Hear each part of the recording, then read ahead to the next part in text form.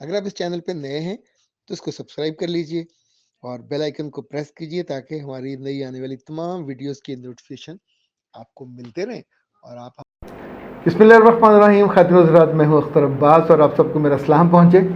लड़कियाँ हों या लड़के, स्मार्ट रहना, खूबसूरत लगना, वो जो कहते हैं सुडौल जिस्म और कमर बिल्कुल पतली हो, एक ज़माने में तो सिर्फ लड़कियों का ख्वाब होता था, अब लड़के भी इस तरह का सोचते हैं। लेकिन लड़कियों की खूबसूरती, उनकी खुशी और तानों से बचने का ये एक बहुत आइडियल फिगर होता है। मगर शादी के कुछ महीनों के बाद ये फिगर बदल जाता है। इसी तौर पे हॉस्टल में आके बहुत सी लड़कियों के साथ ऐसा होता है। तो आज मिसेस अली ने ये पूछा था कि मेरी शादी के 8 माह के बाद मैं बिल्कुल भद्दी हो गई हूँ, मेरे मियाँ मुझे ताने भी देते हैं और मुझ में इंटरेस्ट भी कम हो गया, और बल्कि उन्होंने एक बड़ा मज़े का लफ्ज़ इस्तेमाल किया है, और वो कहते हैं कि जो हमारी लव हैंडल्स हैं, लव हैंडल्स कहते हैं जो साइडों पे गोश्त है ये बहुत बढ़ जाए और आप हाथ में पकड़ सकें, तो ये बहुत बढ़ गया है। और मिसेस आलिया एहसान, इन्होंने कहा कि मेरे मियाँ ने मुझे 2 माह का टारगेट दिया है कि पहले की तरह खूबसूरत हो जाओ।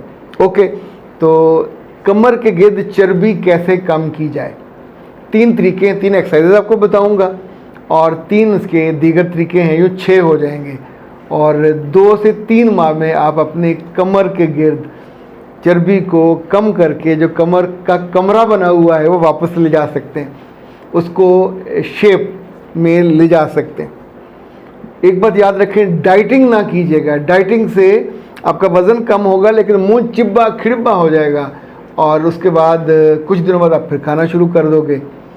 अच्छा, सबसे पहले इस बात को जान लें कि लड़कियां मोटी क्यों होती हैं या भद्दी क्यों होती हैं, जब उनके जिस्म के दोनों साइडों पे जो लव हैंडल्स हैं ये क्यों बढ़ जाते हैं, कूलों पे चर्बी आ जाती है, यहाँ पे चर्बी आ जाती है।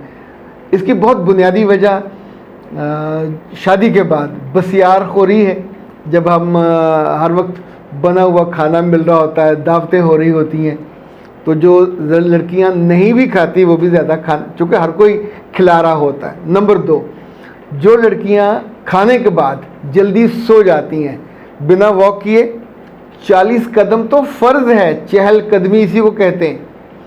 अल्लाह के रसूल का हुक्म भी यही है कि रात के खाने के बाद आपको टहलना चाहिए, फिर सोना चाहिए। तीसरी बात ये याद रखिएगा कि बहुत सी लड़कियां मुफ्त का खाना जहाँ भी मिले, चाहे वो बर्गर हो, चाहे वो सैंडविच हो, चाहे वो किसी दोस्त की वो हो तकरीब, तो केक से लेके जो जो हथे चढ़ता जाए वो खाती जाती हैं। तो ज़ाहिर है टमी इतनी सी गरीब की बच्ची होती है, अब उसमें इतना सारा माल जमा कर लोगे कहीं से तो वो निकलना है, तो वो फिर चर्बी बन के निकलता है और आपसे बदला लेता है कि आपने ज़्यादा क्यों खाया।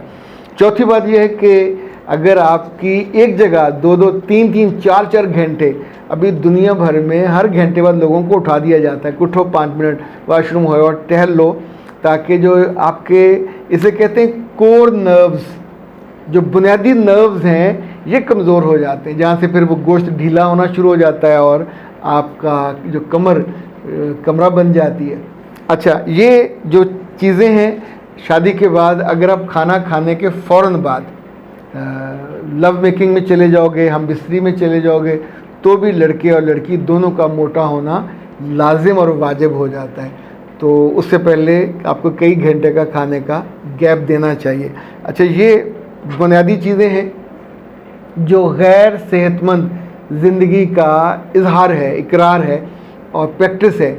इसको अगर आप दूर कर लें तो मिसेस अली भी और मिसेस आलिया भी और इनके साथ और बहुत सारी बेटियां और लड़कियां कि जो अपने आप को अच्छा रखना चाहती हैं। अच्छा, इससे पहले कि आपको मैं वर्जिशें बताऊं, एक मैं आपको दिलचस्प बात बताऊं। योगा के 3-4 आसन ऐसे हैं कि जिनसे आप बहुत मदद ले सकते हैं। दूसरा, अगर आप अपना डाइट प्लान बनवा लें तो डाइट प्लान में ये होगा कि डॉक्टर आपका खाना बंद नहीं करेंगी, खानों को पोर्शन में कर देंगी। ये जो लोगों को गलत फहमी है ना कि डॉक्टर नशीन का जो मैंने देखा, जब वो लोगों को डाइट प्लान देती हैं तो वो खाना उनका बढ़ा देती हैं, लेकिन उसके पोर्शन 5-6 होते हैं। यानी सुबह दोपहर शाम का नहीं, इसमें 6 दफ़ा उन्हें खाना पड़ता है। अब ये जो डाइट प्लान है ये ज़रूर अगर डॉक्टर नशीन से बनवाना चाहते हैं तो उनका नंबर है 03014585 वो आपसे पूछेंगी आपका कद, आपका वज़न कितना है, BMI से कहते हैं, और उसके बाद आपका रिक्वायर्ड जो वज़न है वो कितना है। उसके लिहाज से फिर वो आपकी डाइट पूरा आप घर में खाते क्या हो उसमें फिर उनका पोर्शन बदल देंगी, स्टाइल बदल देंगी, और 1 से 1.5 माह में ऐसा क्विक रिज़ल्ट आता है। अगर आपको PCO का मसला हो तो भी आप का यहाँ से जो गोश्त है कूल्हे पे, कमर पे, ये बढ़ सकता है। अच्छा जी, अगर किसी बच्ची का ऑपरेशन हुआ हो, ख़ास तौर पे डिलीवरी के बाद या किसी का अपेंडिक्स का, तो भी बहुत ज़्यादा इम्कान है कि आपका पेट और यहाँ पे चर्बी बढ़ जाए, चूँकि एक्सरसाइज और मूवमेंट कम हो जाती है तो ये भी मसला होता है, और वहाँ से कोर जो आपके मसल्स हैं वो रिलैक्स हो जाते हैं। सो ये 3 वो चीज़ें थी जो एक्सरसाइजेस के बिना आप जिनको कर सकते हैं प्रैक्टिस। और वॉक अपनी लाजमी कर दें नमाज फजर के बाद और नमाज इशा के बाद 30 मिनट की। ये वॉकना नहीं है, ये ब्रिस्क वॉक होगी, थोड़ा तेज़ चलेंगे, और आके फिर खाना खा के आप फ़ौरन सो जाएंगे, सब सत्यानाश हो जाएगा। खाना खा के जाएं। और एक बात याद रखिएगा, ब्रिस्क वॉक होगी तो आपकी कैलोरीज जलेंगी और यूँ फिर आप अपने आप को बेहतर कर पाएंगे। अच्छा जी, अब आते हैं योगा के जो 3 आसन मैं आपको बताना चाहता हूँ।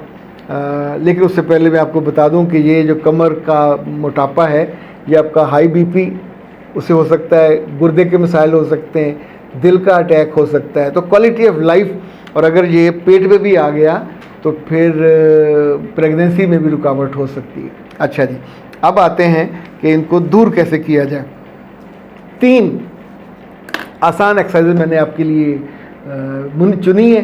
वैसे आप थोड़ी सी अक्लमंदी करो तो नेट पे जाके भी आप उससे पूछ सकते हैं कि मुझे इस मसले के लिए एक्सरसाइज चाहिए। ये जो AI है इसका अचार डालना है, इससे भी मदद लें।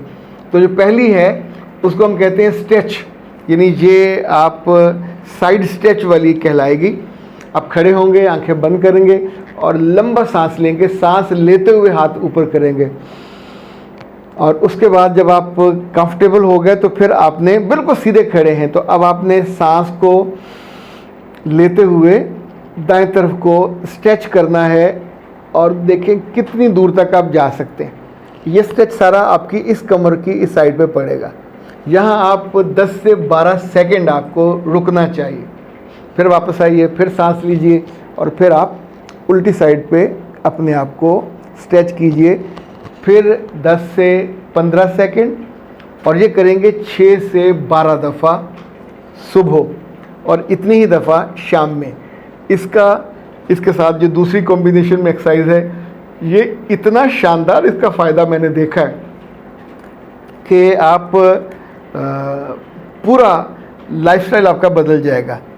अच्छा जी, एक जो कपालभाति कहलाती है एक्सरसाइज, वह बिल्कुल सीधे खड़े होंगे और सीधे खड़े होने के बाद ये भी आप सांस लेंगे, इनहेल करेंगे, एक्सहेल करेंगे, तो फिर आप आगे को स्ट्रेच करेंगे। ऐसे करते करते देखते हैं किस लेवल तक आप जा पाते हैं। और इसमें जब वापस आप आएंगे तो फिर आप पीछे को स्ट्रेच भी हो सकते हैं, देखते हैं वो कितना, लेकिन वो ना भी करें तो जो सामने वाला स्ट्रेच है, स्ट्रेच के बाद आपने अपना सांस बंद करना है। जब आप स्ट्रेच में होते हैं तो आप पेट को स्क्वीज़ करना है, पीछे को खींचना है। अब आप ऐसे हैं तो पेट को खींच के पीछे लगाएंगे, जैसे कमर के साथ लग जाएगा, और ये भी 5 से 7 सेकंड आपको रोकना है, उसको आसानी से हो जाएगा, यानी कि उसमें कोई डर वाला नहीं है। कभी वर्जिश किसी के सामने मत करें, ना मियाँ के सामने, सास के सामने, ना ससुर के सामने, ना बच्चों के सामने। किसी एक ने कह दिया ना तेनू केड़ा फ़र्क पैना है तो सारी बंदे की मोटिवेशन ख़राब हो जाती है। अच्छा, अगर आपको PCO का मसला है तो फिर आप एक नंबर नोट करें, फ़ौरन वहाँ से रब्ता कीजिए, 03416578 626। ये कायनात हर्बल का नंबर है, और आप वहाँ से डॉक्टर नौशीन साहबा की जो बनाई हुई PCO टी है इसको मंगवाइए। पाकिस्तान हर्बल से नहीं मंगवाना, नाज हब से मंगवाना है और या कायनात हब से मंगवाइए। ये डॉक्टर साहबा की निगरानी में तैयार होती है, उसकी वो ज़िम्मेदारी भी लेती हैं, चूँकि इंग्रेडिएंट हर बंदा अपनी मर्ज़ी से डाले तो उसके नतीजे वो नहीं निकलते कि जो एक प्रोफेशनल समझदार आदमी के, डॉक्टर के और कंसल्टेंट के समझदारी से और उसके तजर्बे से उस चीज़ का होता है। अच्छा जी, ये एक ख़ातून है, वो कहती हैं बेटा मेरी उम्र तो काफ़ी है, 55 साल है, नाम मैं आपको क्या बताऊं, बस इतनी मेहरबानी करें कि मेरे सर से बाल बहुत कम होते जा रहे हैं, तो मैं क्या करूं। वैसे तो इस उम्र में एहतियात करनी चाहिए, लेकिन अगर आप इसी नंबर पे कायनात हर्बल से आप मंगवा लें। ओके जनाब, सब कमर पतले करने वाली जो हैं बच्चियाँ, उनको मेरी नेक ख्वाहिशात। अख्तर अब्बास को दीजिए इजाज़त। अस्सलाम।